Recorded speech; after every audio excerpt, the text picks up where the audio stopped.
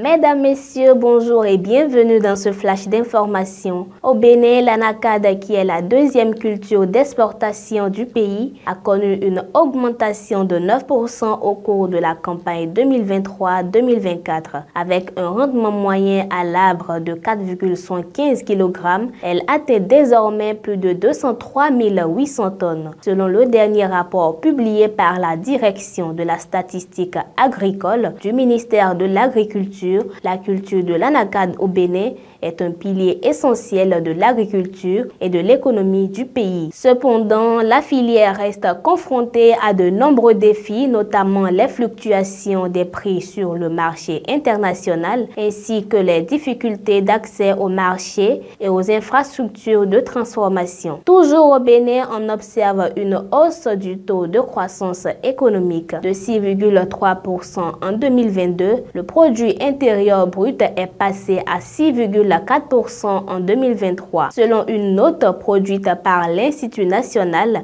de la statistique et de la démographie, il apparaît que l'économie béninoise a enregistré un accroissement de la valeur ajoutée du secteur tertiaire de 6,6% en 2023, après avoir atteint 6,0% l'année précédente. En effet, le secteur tertiaire concentre près de la moitié du PIB nominal et représente le secteur qui contribue le plus à la croissance économique du pays. Les 15 et 16 avril 2024, la ville d'Abidjan a accueilli le Cyber Africa Forum. Pour cette édition 2024, les participants ont eu l'opportunité de partager leur expérience, d'échanger sur les défis majeurs de la cybersécurité et de proposer des solutions pour contrer les nouvelles menaces cybernétiques. En mettant l'accent sur le renforcement des partenariats publics-privés dans le domaine numérique, aussi bien à l'échelle régionale qu'internationale, le Cyber Africa Forum 2024 a présenté une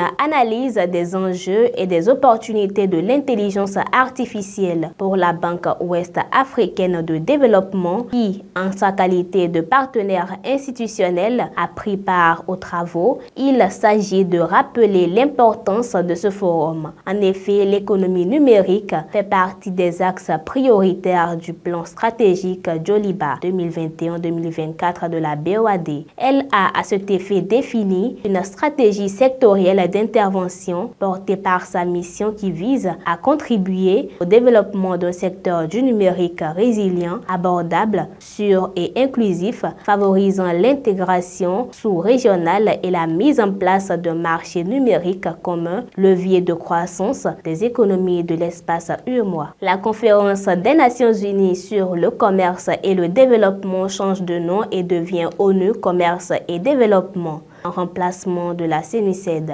L'annonce a été faite en prélude à la célébration officielle de son 60e anniversaire prévu pour juin prochain. D'après l'institution, ce changement stratégique souligne son engagement vers un plus grand impact. Cette nouvelle identité visuelle plus claire aurait pour but de mieux refléter son travail et ses valeurs afin d'amplifier sa voix au niveau mondial au nom des pays en développement. Du 12 au 14 juin prochain, l'ONU Commerce et Développement organisera au Palais des Nations à Genève un forum des leaders mondiaux qui se tiendra autour du thème « Tracer une nouvelle voie pour le développement dans un monde en mutation ». C'est la fin de ce flash d'information. Merci de l'avoir suivi.